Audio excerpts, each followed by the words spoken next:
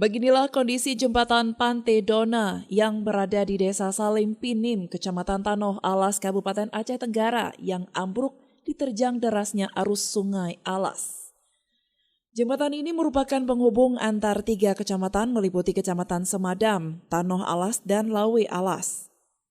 Akibat dari ambruknya jembatan penghubung antar kecamatan tersebut mengakibatkan warga kesulitan melintas, dikarenakan jembatan itu merupakan akses utama yang dilalui warga untuk mengangkut hasil bumi.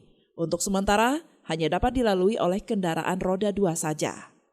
Diketahui jembatan tersebut sempat diperbaiki 2 kali pada tahun anggaran 2022 lalu. Namun kini kembali rusak yang diduga akibat perhitungan kontraktor tidak sesuai dengan debit air pada arus sungai.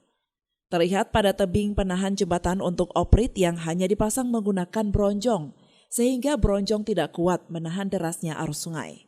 Salah seorang warga, Tarso, mengatakan kejadian ambruknya jembatan berkisar pada jam 2 dini hari pada tanggal 7 Mei 2023.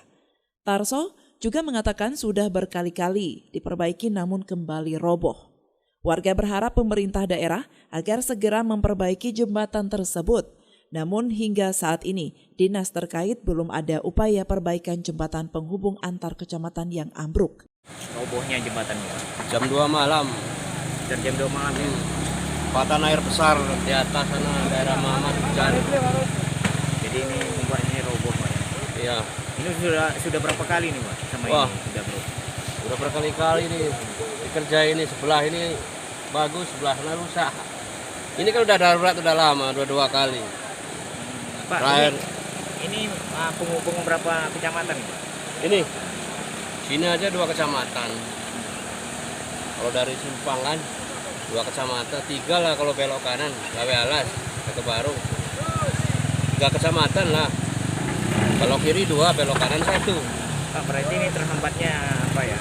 Warga melintas di sini, Pak? Iyalah, ini kan jalan umum. Kalau untuk ke kota berapa jam kira-kira, Pak?